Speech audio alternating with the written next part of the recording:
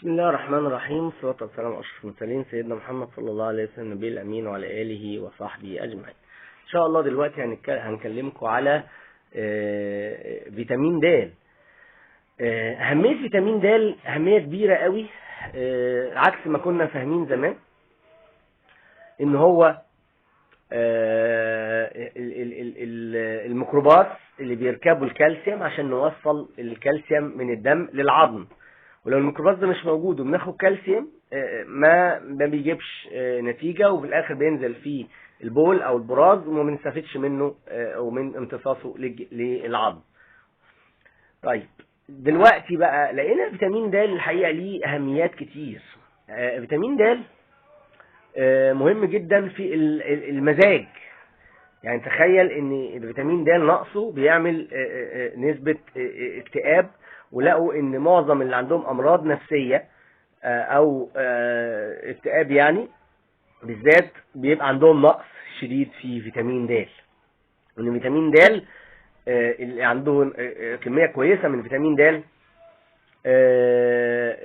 يعني بيبقى نسبة الامراض النفسية عنده قليلة. فيتامين د كمان اكتشفوا انه ليه علاقة بالمناعة، وده اكتشفناه الحقيقة ايام الكورونا، ان فيتامين د اللي عنده نسبة كويسة من فيتامين د بيقدر مناعته تبقى احسن وما يحصلش اللي هو العاصفة المناعية اللي هي اكتر سبب في الوفاة في الكورونا، ولانه بيرفع المناعة. وفيتامين د الاعراض مضاعفات ما بعد الكورونا فيه اقل بكتير، اللي عنده فيتامين د كويس اقل بكتير مضاعفات ما بعد الكورونا، زي طبعا التليف الرئوي، زي الدوخة والزغللة الشديدة، زي النغزة اللي في الصدر، زي النهجان اللي بيقعد بعد الكورونا فترة. بتلاقيه المضاعفات دي ما بعد الكورونا اقل بكتير من اللي عنده فيتامين د كويس من اللي عنده نقص في فيتامين د. الموضوع ده شائع جدا.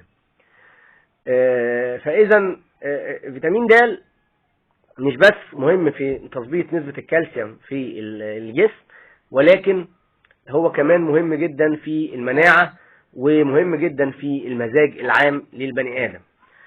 طبعا فيتامين د المصريين بالنسبة لنا عندنا مشكلة، عندنا دايما ان يعني انت لو عملت بحث لفيتامين د اللي هو التحليل بتاعه غالي شوية، اللي هو الفيتامين دي 3 اللي هو التحليل بتاع فيتامين د، هتلاقي حوالي يعني مش عايزين نقول اكتر من 70% من الشعب المصري عنده نقص في فيتامين د. دي نسبة رهيبة طبعا.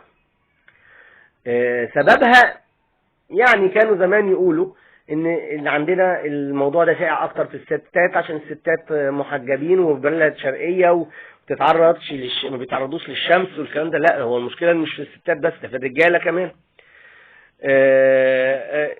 يعني هم بيقولوا ان الفترة اللي المفروض تتعرض ليها للشمس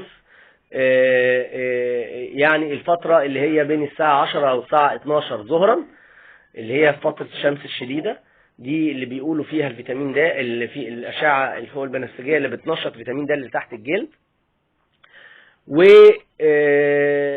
وبيقولوا ان الاجانب وبيقولوا ان الفترة لازم الجسم كله يبقى تقريبا زي اللي لابس مايوه، يعني تقريبا عريان خالص.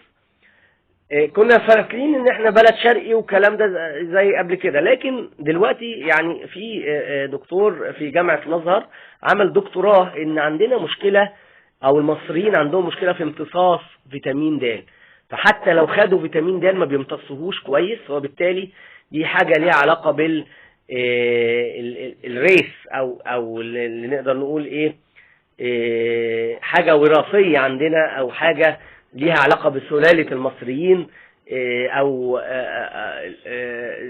يعني ان احنا عندنا في مشكلة في نقص فيتامين د.